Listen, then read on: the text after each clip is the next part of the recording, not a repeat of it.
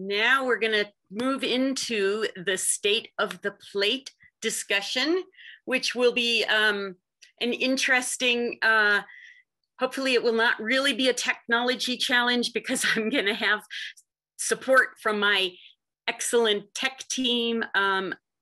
PowerPoint was not behaving this morning for me, so I am fortunate to have Ashley, who I think is going to run my PowerPoint, and then you guys will probably hear me say, you know, next slide. So it's a little bit awkward, but hey, so it goes in the virtual world. So I don't know if we've got people who are just joining us right now or not, but I want to welcome everyone to the State of the Plate session. And I hope this presentation helps illuminate some of the work that we've been busy with during 2020 as what we see ahead for the coming year for many of our programs and activities. For those of you who may just be joining us this morning or who may be new to the Nmfma General, welcome to our first ever virtual conference, except this is really our 23rd year of bringing together our fierce farmers market managers. And that word fierce gets thrown around a lot these days, but I believe it is exactly the right word to describe our market managers and our farmers. We've got some fierce folks out there. Our local food advocates and community-focused farmers from across the state. As I mentioned earlier, you know, it's really difficult not doing this event in person because virtual really can't replace our face-to-face conversations. But I hope at the end of this presentation, you'll also ask questions.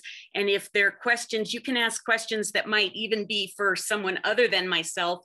I'm guessing, I think one of our staff should be able to pop on if needed. But let's see, and then again, the Q&A will be the best place to put your questions. And speaking of staff, I just want to say that there would be no State of the Plate or conference or most of what we do without our talented and dedicated staff. So thank you, staff. And you'll have an opportunity to meet the staff at 2 to 2:30 p.m. today. But for right now, I just want to acknowledge these amazing people that I get to call my co-workers and friends. So Ashley, next slide. Now I just have to see if I can even work my notes. Give me a second here. So interesting. 1 second here.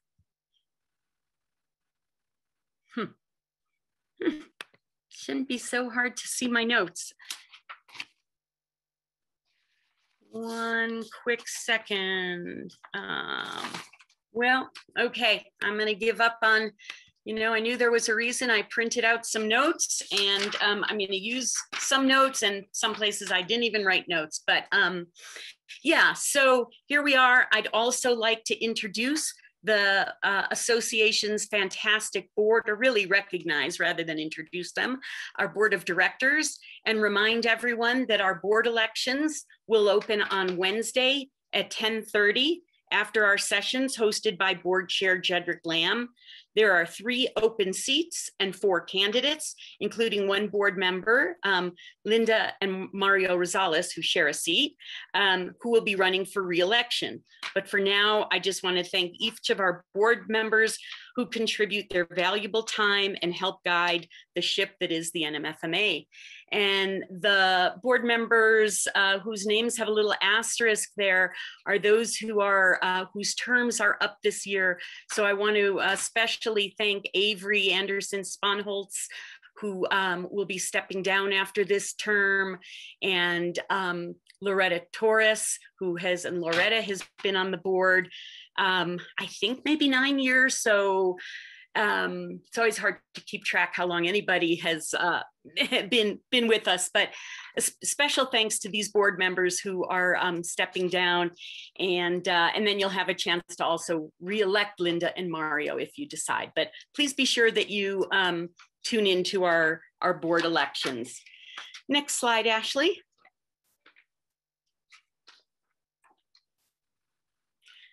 So the New Mexico Farmers Marketing Association's mission, again, especially for those of you who may be new to the organization, who are with us today, for the last 26 years, the Nmfma has had a singular focus, and that's to help make sure that our farmers can keep farming so that everybody is healthier. And that means nutritionally healthier, economically healthier, environmentally healthier, and really spiritually healthier. That's what farming does for all of us. I'd also like to take a moment to acknowledge that one of the most incredibly talented women who had the vision to help make this organization a reality is Sarah Grant, our CFO, who has steadfastly been at the forefront of both the organic and the local food movements. So thank you, Sarah, for helping make this remarkable organization happen all those years ago and sticking with us all along the way. And you'll hear more from Sarah during our Meet the Staff time later on. Next slide, please. So our work spans across the food value chain, from supporting farmers who grow our food all the way into the kitchen where customers are eating and or learning to cook new foods and eat seasonally. We know that local food connects us all to each other in the most fundamental and joyous ways. And it's why our marketing campaign for the last 4 years and counting has focused on local food connects. And you've heard Secretary Whitty talk about, how it's a focus that they really want to connect producers with consumers. So we are going to keep trying to connect everyone to each other in this food system. It makes us all stronger. Next slide, please. So before we get into the Nmfma's programmatic work, I wanted to take just a couple minutes for a quick look at an overview of the Nmfma's budget over the last years. And this is just one way to take a look at the resources that we are able to invest into the work. And you can see, well, I can't see it on my screen. I think, back in 2002, and for quite a while, it was like 120,000. And then we were up around 250 and then hovered around 300,000. But it's really been over the last, since about 2015, when the Double Up work started, that you see our budget really increase. And this year for 2021, we are actually up to $2.1 million in our budget. It's also really important to know that, more than half of that, or at least half of that, is pass-through money, which goes to farmers through the Double Up Food Bucks incentives, and also through the grant programs like our COVID Response Fund, which we did quite a lot of granting and are still doing some granting through. So that's just a quick look at the budget growth over the years, and gives you a sense, I think, of as I talk about the programs in the next slides, kind of how we do it. So, and I guess the other thing I'll say about the budget there is, as Secretary Whitty noted, in terms of state funding, there is about 300,000 now from state funding. Last year we had just received a new 150. So now it is about 300,000 or a little less, I think, from the state, and then another 360 or 350 for the Double Up from state. And the rest is, a really big percentage is federal grants. And then of course, a lot of the philanthropic funds, which have been going out for the farmer grants. So that's where those funds are coming from. Next slide, please. So now we're going to take a look at the 6 key areas where the association focuses our work. Next slide.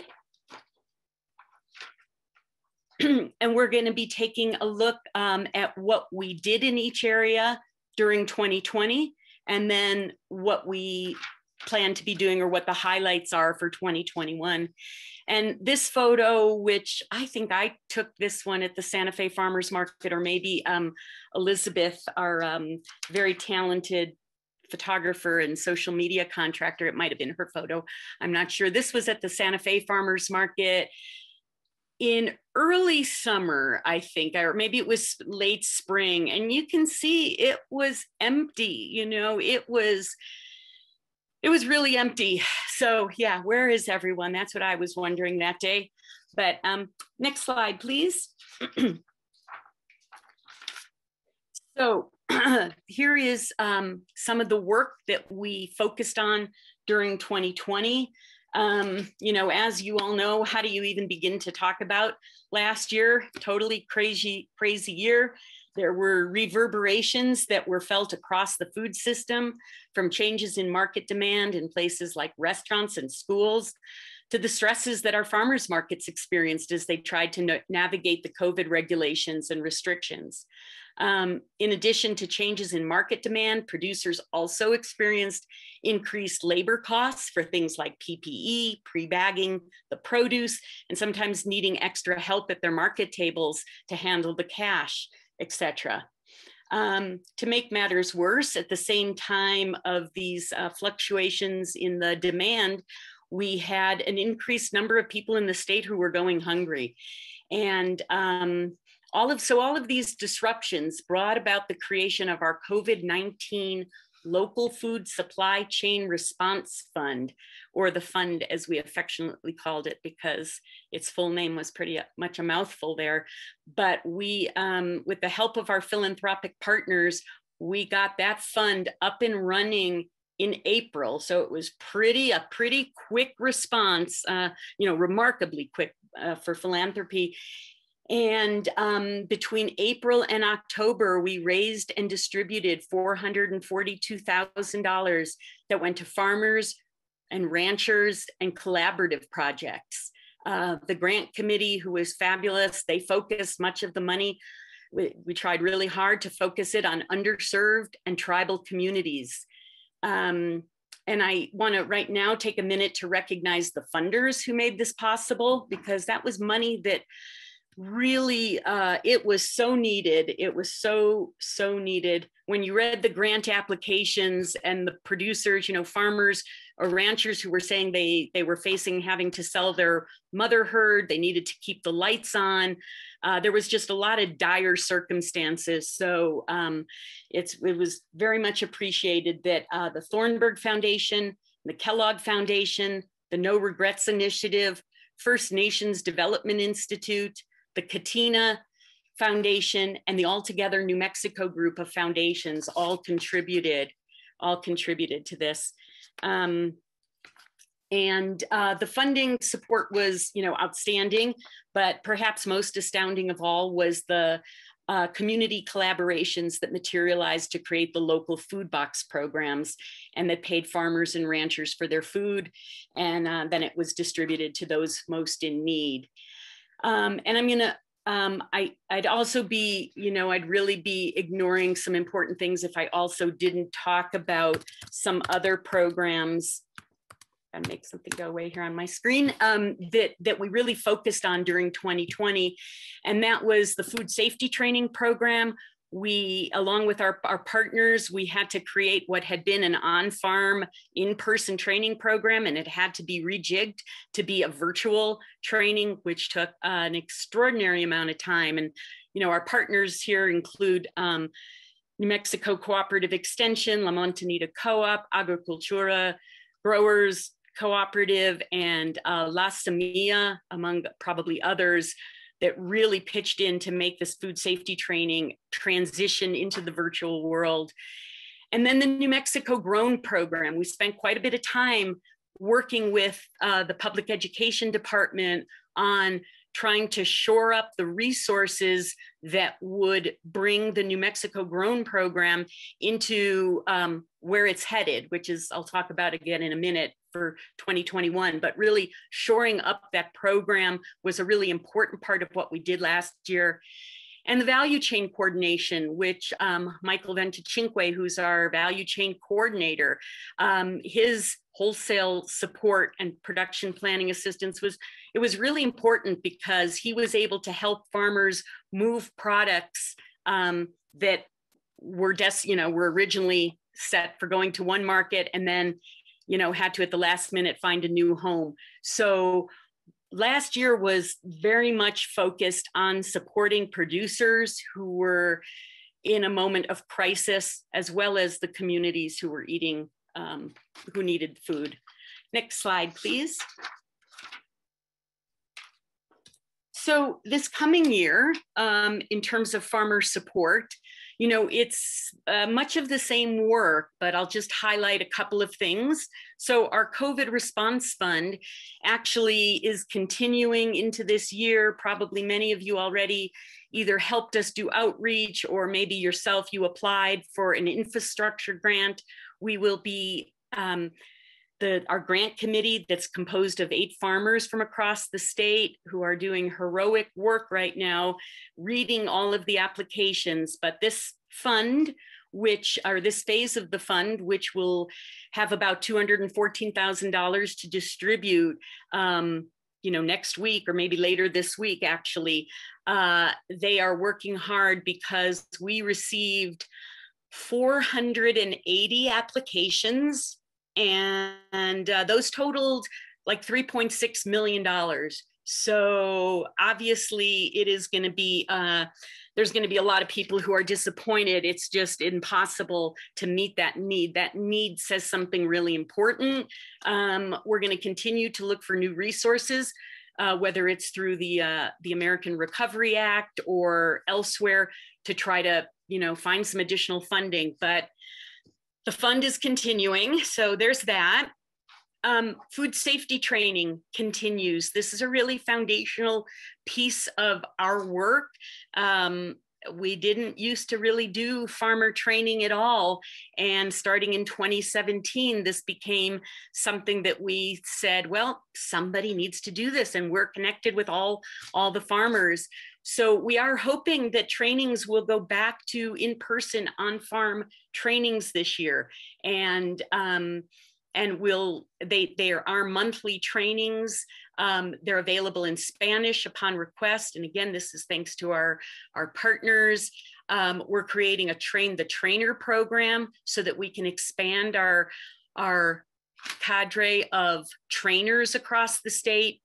We also have begun to help our food hubs become Harmonized GAP Plus certified. And so, as Secretary Whitty mentioned before, Michael Venechinque is now a USDA auditor, and we've got resources in place to help to help the food hubs afford that. So, and the New Mexico Grown program is really expanding in many ways, because in addition to the public education department, which has been at the forefront of this program, the program is now encompassing also the Aging and Long-Term Services Department, as well as the Early Child Care Department. And so by creating one set of procurement rules and resources, buyers will be able to share information, and farmers will be able to receive information that's from all of those buyers. So that's been we're working hard on that.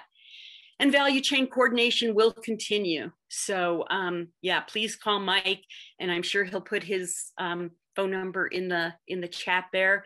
But you know, anybody who needs help with moving product or looking at new markets for their products, Mike is a really great resource. Next slide. And I think those 2 slides probably had some of the most in-depth information, just because of the, you know, what happened last year. So retail tech assistance is, you know, another area. It's clearly one of the key things that we do. The Nmfma was for the first at least 10 years of our existence. So much of our work was solely focused on helping farmers markets stabilize. We still are very involved with helping farmers markets have the resources that they need to operate, as well as over time, you know, that's included other local food retail outlets such as CSAs and grocery stores and mobile markets. So yeah, it was a busy year. I probably don't have to read all of this, but you know, the COVID impacted everything and everybody. And so there will be a forum today from 1 to 2 p.m., which will be an open discussion hosted by Sarah Grant. And so please join if you want to talk about the COVID specific things that may have happened at your market, or when you're looking forward to this year and ways of operations.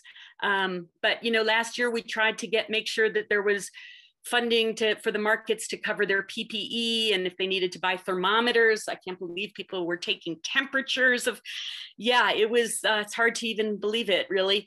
And the resources that we provided through the fund, we did a lot of marketing to try to make sure, especially social media, to try to make sure customers knew that markets were still open and why it was good for them to shop at an open air farmers market, better than really going to a grocery store. And then we also hosted a series of brown bag lunches where we had folks join and, could just chat and talk about what was happening. Next slide. So in 2021, our focus for retail assistance, we're hoping that there will be a lot less, things will be returning to normal a little bit more this year, but a lot of our focus, again, farmers markets are always front and center. I moved them down to the second item there because it's ongoing. That is an ongoing focus for us, but kind of new to our work in terms of outlets and assisting farmers are the food hubs. And there are food hubs, local food hubs across the state, less so on the eastern side of the state. Hopefully someone out east, there's a few little, unofficial cooperatives on the eastern side of the state, but up and down the Rio Grande corridor and San Juan County and Silver City, there are probably about 10 to 12, depending on how you define them, food hubs. And so one thing that we're going to be working hard on starting this year and for the next several years is a USDA grant. It was a Regional Food System Partnership Grant. That's that RFSP that you see there. And we're bringing together all of the food hubs from across the state, as well as some of the larger CSAs. So Squash Blossom in the north and New Mexico Harvest in the central area, and support partners. And the idea is that we're going to try to coordinate the coordinators, the value chain coordinators and the transactional hubs. And this is really important because for many reasons, but as one example is that as the New Mexico Grown program, our institutional sales program grows,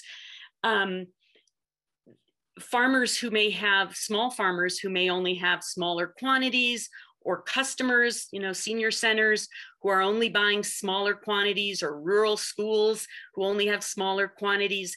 This is where a food hub, a local food hub, can be really instrumental in helping both the farmer and the buyer by helping to aggregate the product.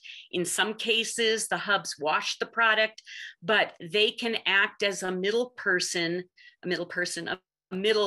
organization to help distribute to our rural and urban areas. And so this project is really meant to help all of our partners share resources, develop new tools, and coordinate our efforts so that we're all really in sync. Most of us work together in one capacity or another as it is, but it's going to be an effort to coordinate the coordinators. So we're really looking forward to this 3-year project and some of the outcomes.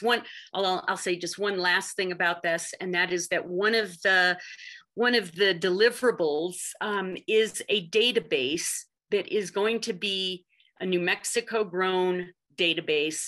So it will be a product and pricing database for the New Mexico Grown program, and it will help farmers know, they'll be able to know which schools or other institutions are buying which produce, at what price, at what time, in what quantity, and it'll help the buyers know which farmers are selling what product at what price from where.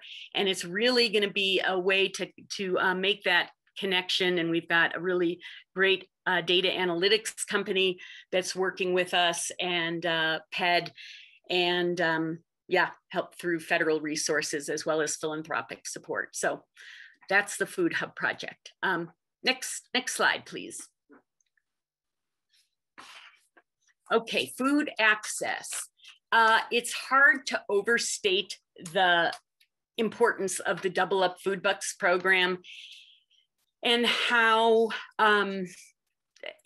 those sales, are really both for providing, helping stretch the budgets of our neediest populations who are SNAP participants. For those of you who may be new to the Nmfma, and if you don't know what Double Up is, it is an incentive program for SNAP participants, formerly called food stamps, so that they get dollar for dollar match when they buy New Mexico grown produce.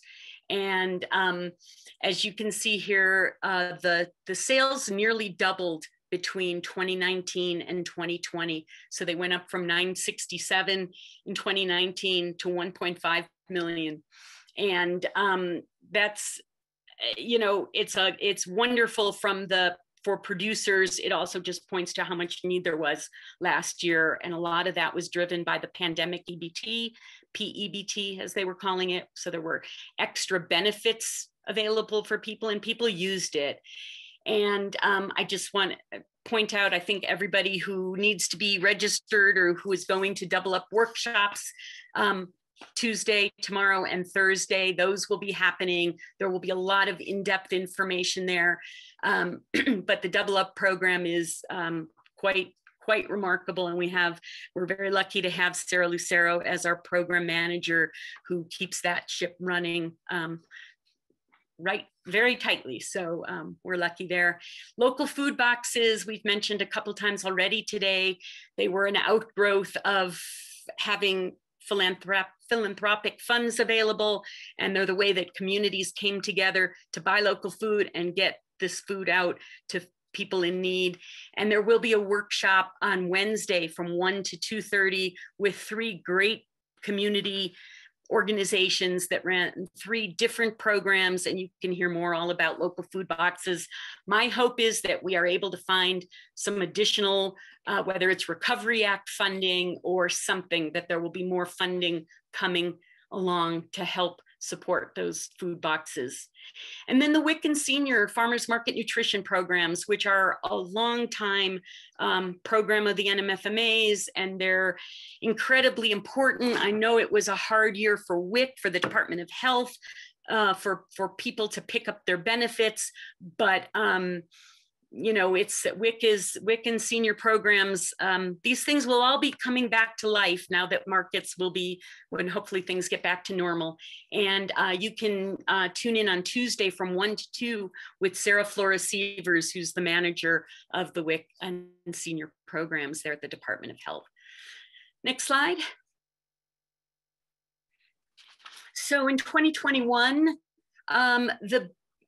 I'll just start with Double Up Food Bucks.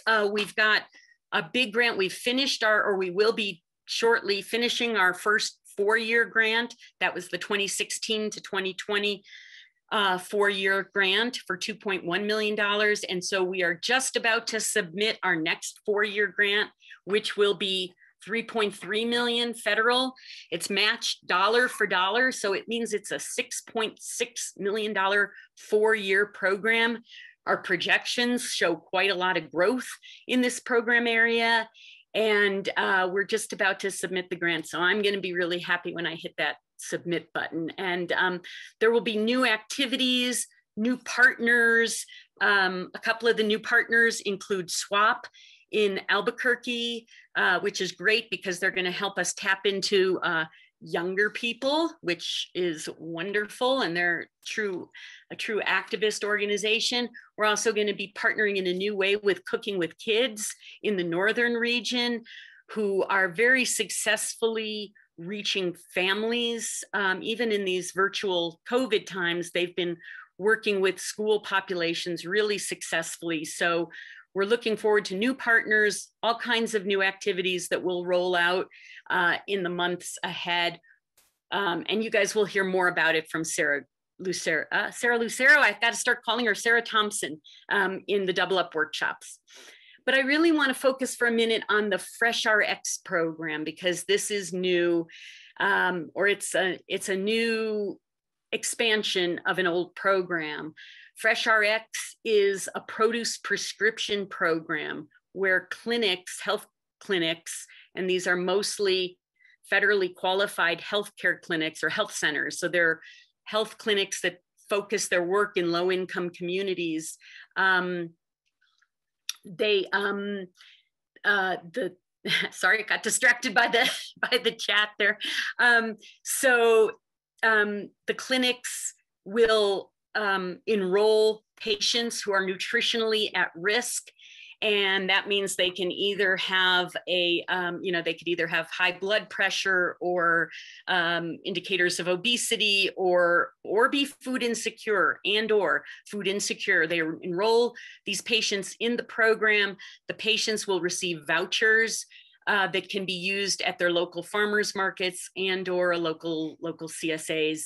And so we're just getting that program off the ground. It'll be a 3-year USDA grant, $500,000 in total, and it'll be at 13 health clinic sites, and I think 23 market or / CSA sites.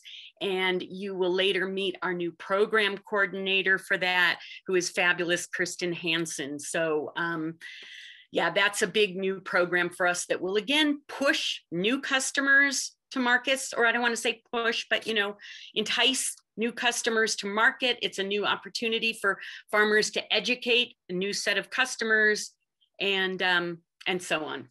So those are some highlights for 2021. Next slide. Community education. I'm just gonna take a quick look at something here. Okay. I just want to make sure I was leaving enough time for questions. So community education, the Nmfma focuses a lot of our work. I just put 20 and 21 together on a few of these slides because the work is very similar in both years. Christina Keebler, our engagement director, is at the helm of a lot of this work. It's why she's incredibly busy all the time. But social media, cooking videos, websites, our blog with original recipes, monthly consumer newsletters, Good Food NM text reminders. These are all ways that we work to get the word out to people about, local food, connecting them, and nutrition education, how to eat seasonally. Last year, we probably are continuing to also feature, we did quite an extensive story collection from our COVID-19 grantees. And so, getting stories out to people about farmers, trying to bring to life, what it takes to get food from the ground to the market, and to get them to go to the various outlets, whether it's going to a grocery store that has Double Up food bucks and local food, or ordering from a CSA, or going to the farmer's market, or eating at a local restaurant, a restaurant that has local food. We just want people to know how they can eat local food. And these photos, a lot of these photos that are just absolutely lovely. I want to again take my nod to Elizabeth, who's our social media and contractor. And she also does a beautiful, those of you who follow Instagram and Facebook, that's Elizabeth's work. She'll be introducing herself later on too. But I like this guy's, the back of his shirt that she just caught on one of her farm visits. Let's change the way we eat. Let's change the way we live. Let's change the way we treat each other, right? That'd be a good place to start. Next slide. So nutrition education, this goes hand in hand with public education, community education. Sometimes the delivery vehicle is a little bit different because, you know, like working with the health clinics, they're incredibly useful on this front. The cooking videos that we've had a contractor who's a registered dietitian assist with. I don't know if you people have seen them on our website. You should check out the cooking videos, and there's probably more that are soon to be posted. But those cooking videos, you know, you can use these links, you can repost things, you can send these out to your customers through your own consumer, you know, your own newsletters or your own Facebook channels, etc. But one really key area of our nutrition education work that started in 2019, I guess, a little hard to keep track of time, is our Good Food NM text messaging program. And now I think there are about 4,500, maybe a few fewer, but about that many subscribers. And a good portion of those are SNAP participants that we sent out direct mail to promote Double Up and the Good Food NM text messaging. And so they just subscribe, and we're able to know by keywords that when subscribers text on, we know which group they're affiliated with. Some of the partners that are really interesting and wonderful, the military families. Michael Green is our Good Food NM coordinator, and he works really closely with Christina on this program. And he's been working very closely with Military Families, who is an organization that tries to make sure that the military in New Mexico is healthy. And they saw a huge need for making sure that that their military families are, you know, eating healthy so that they can be strong and everything else. We'll work with any partner, basically anybody that wants to connect their community to these text messages, which the consumers get 2 to 3 times a week. They're customized for the either who the customer is and or various messages that, you know, promote either empowerment or cooking skills. And so these are just some of the partners that we work with, WIC and Help New Mexico and the Bareilles community, Capitol High School, Cooking with Kids. We've got a big grocery store promotion that we're planning to do this spring and then later in fall, which should be very interesting because in a grocery store, you're also reaching a much wider group. But farmers markets should definitely take advantage of this. I know everyone was way too busy last year, so that was a hard thing to really focus on, but reach out to us if you'd like to get your markets, customers involved in getting text messages. Next slide. So policy, yep, we work on policy because, or advocacy as we sometimes call it, because we need to keep our lawmakers educated about what's important to our community.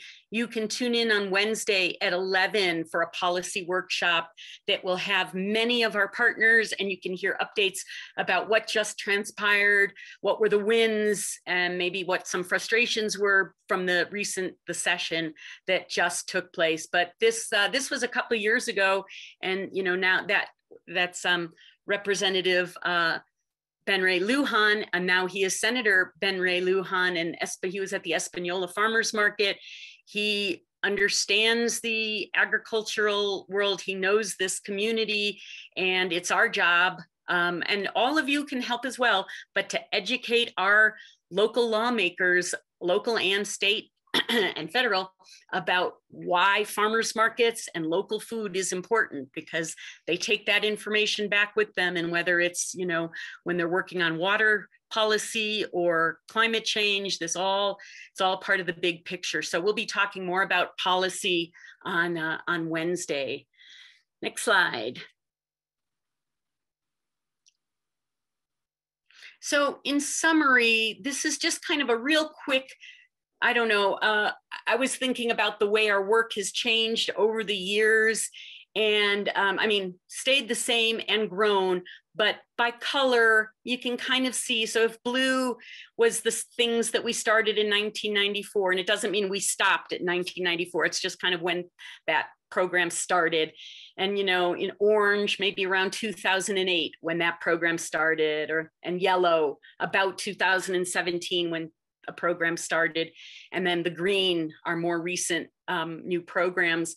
But you can see over time that at the beginning of time of the Nmfma, our work was really centered around farmers markets, the actual, like, where should they locate? How can they become stable places within their community? Getting the WIC program to be part of the, you know, immediately as part of the world. And then over time, you know, the programs changed. You can even see in local food retail, you know, as farm stands kind of came into their own within the organization and got added into the WIC program.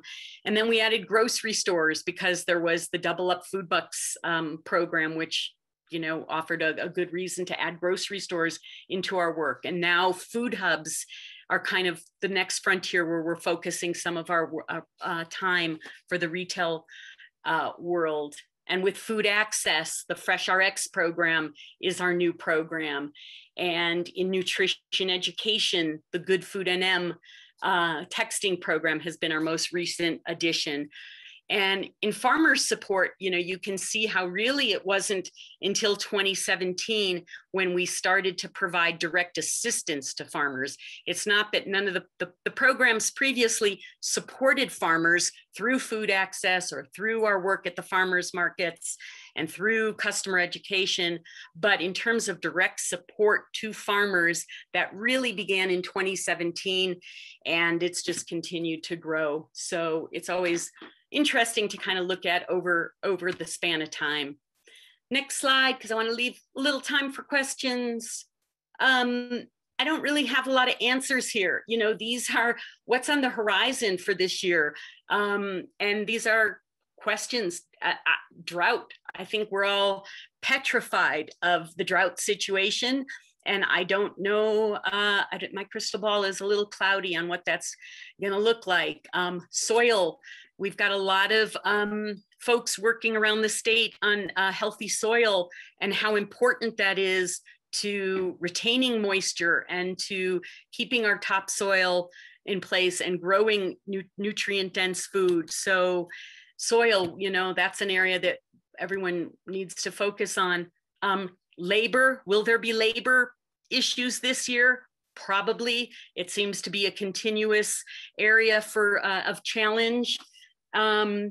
And the markets, you know, we are hoping that, I'm going to knock on fake wood here, that things settle down this year with COVID, but will there be things in flux? Probably. Will there be challenges? Probably. These are just some of the things that we think about that are big questions. Next slide, just about done. So that is really the end of my presentation. You know, we are here for you. We are a service organization. And so let us know what you need. That's, we want to make sure everybody knows about the resources that we have, but we also want to know what you need. And I want to thank you for everything that you all do. So with that, some Q&A. I have not been following anything in the chat, so I'm hoping somebody, I don't know, Sarah, or if anybody's been looking at the chat and wants to tell me if there were any questions there, or if people want to put questions in the actual Q&A, that'll be an easy place.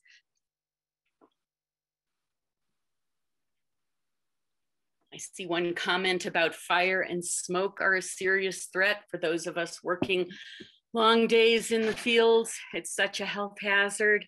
Yep, we hope it is not a very fiery season, but hard to say where that will be going. I see people have put links in the chat with the with where you can find our cooking videos, which is terrific. And Joe has asked a question, will I talk more about the Fresh RX at markets? I certainly can. I'm gonna take a little sip of water. So the Fresh RX program, I don't have the list of markets right in front of me, but the and somebody may be able to put that in the chat later to say all the markets where it will be happening. In the Albuquerque area, I know we're working with First Choice. The health clinics are First Choice and Presbyterian.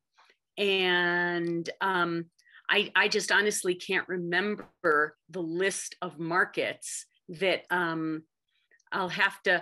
we'll have to get back to you, Joe, if someone doesn't answer that in the chat, because my brain is a little bit full at the moment. So we'll get back to you. I see someone saying here, Anthony, Youth Farm, Berlin, Bosque Farms. Yep, but we'll need the list of markets in the Albuquerque. Joe is in the South Valley. So if you could, the Downtown Growers Market. I'm gonna go on to the next question, but thank you, Joe. We'll try to get that answered for you. So Chip Brown said, maybe wrong place to ask, but what organization can help farmers navigate what we need for setting up a commercial kitchen to allow for value-added product? So if you're a farmer who wants to navigate, you can certainly contact us after the conference separately. I would say, it just depends on if you're thinking about starting a new commercial kitchen or if you're trying to find a commercial kitchen in your area to work with, because it's not an inexpensive endeavor to set one up. And so the first and best choice is to find a kitchen within your area. And we do have a list of those, I believe, on the Nmfma's website. But if you're thinking about actually building a new commercial kitchen, if you could reach out to us afterwards and we'll connect you with the right resources, because you'll definitely want to connect with the environment department. And yeah, and I see, Chip, you're saying they're far and few between, and I don't know where you're located, but yes, they are. They can be hard to reach in certain areas, but we have a list, I think, on our website, and we can definitely try to connect you after the conference. So please let us know. And then there's a question from someone says, do we know about the Ciudad Soil and Water Conservation District New Farmer Conservation Assistant Program? And my answer to that is that I do not. And that's why we have so many great partners, the folks in the soil and water conservation districts. We try to connect with them, but I'm not familiar with that particular, with the Ciudad Soil and Water Conservation District. There was something earlier in the chat that she also sent, so I just copied that into the answer if anybody's interested. Thank you, Ashley. The voice from beyond.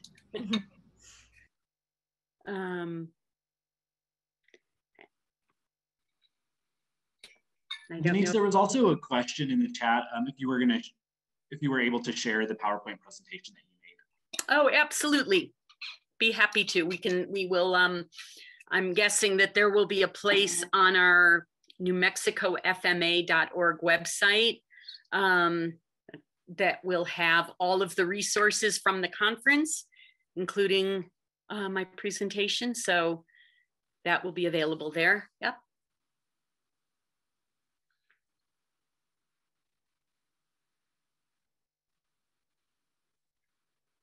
And then I see one, not to open a can of worms. Oh, I'm going to open a can of worms, Carol. But with the new HB 177 affect the need to use a commercial kitchen? Well, okay, HB 177. Thanks, Carol.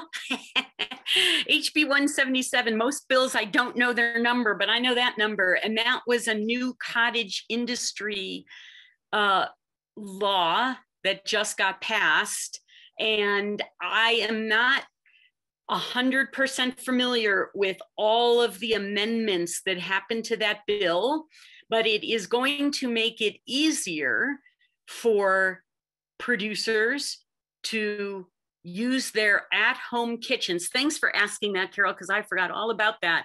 So it will be easier for folks to use their at-home kitchens with much less restrictions, no more, supposedly, no more inspections by the Environment Department.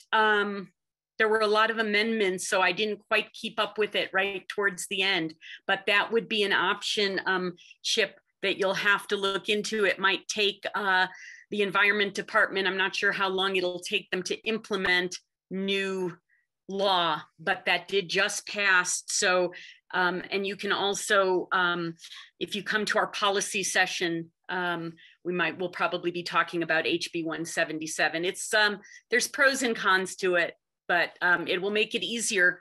On the bright side, it'll make it easier for folks to do home processing at home.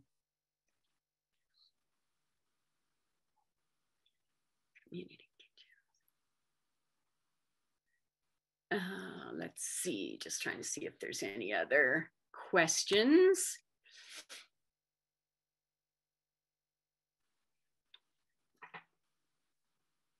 Are you all having fun in your homes? Being at the conference, I have to say this morning when I saw it snowing pretty hard in Santa Fe, I was glad that I didn't have to worry about whether people were gonna drive in to the conference. Okay, so that's a benefit of being virtual, but I don't like not being able to see everyone. Well, you know, if we end early, there is nothing wrong with ending early, a few minutes early, because I'm just trying to look at the schedule here. We really, from here, we've got a break. We go to lunch, or you can have a late breakfast or another cup of coffee. And then at 1 o'clock, from 1 to 2, there will be the COVID forum. And from 2 to 2:30 this afternoon, you can meet the staff, which I'm just thrilled that we have, you know, 9 people now on our staff. Some are part-time, but we've come a long way from the 2 and then 3. And so, yeah, happy to have everybody meet our lovely staff. And then it'll be happy hour this afternoon. So I don't know if there's any last questions. Oh, there's a question. How do I keep up with everything I do? Although it's a question with exclamation points. Caffeine and lots of good, healthy food. Yeah, we'll go with that. We'll go with those answers. Yeah, it's fun. You know, this is all really good work and work with so many great people. Homemade food. Okay, Pam has posted something here, which maybe you can all see, but I'm not sure. Homemade HB 177 as amended. Pam, will you put that in the chat too? I just did. I copied it for her. Okay, perfect. Yeah, if you have comments, keep the comments in the chat, and then the Q&A is for questions for the panelist, just so we don't get them all mixed up.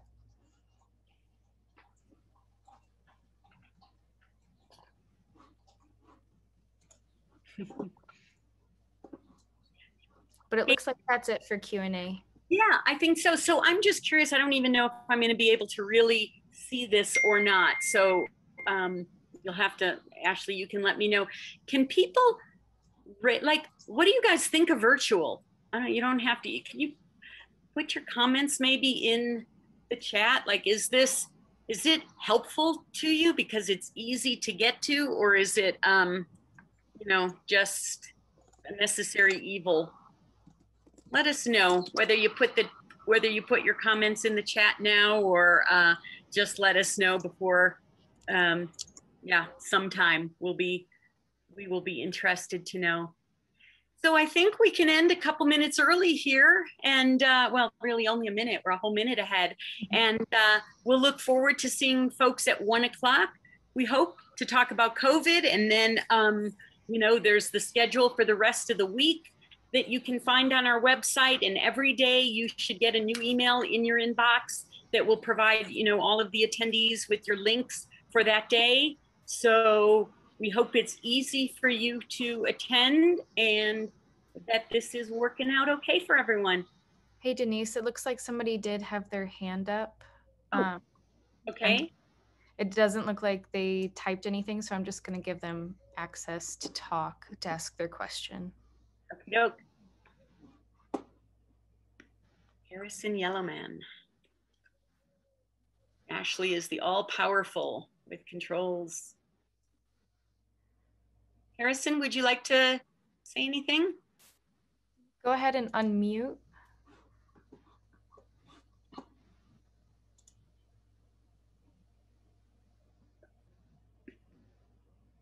Maybe it was an accident. I've done that.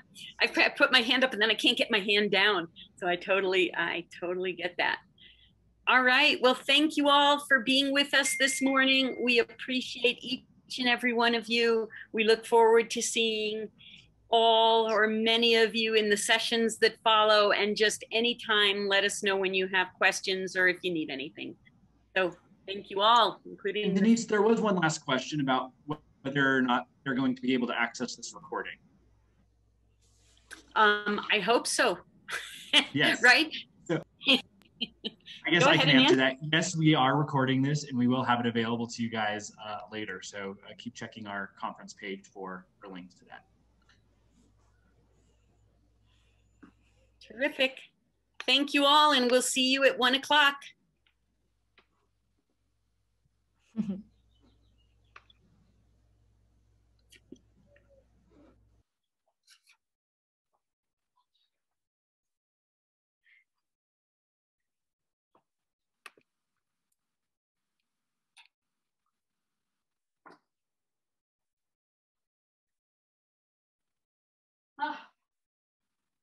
What were you doing here?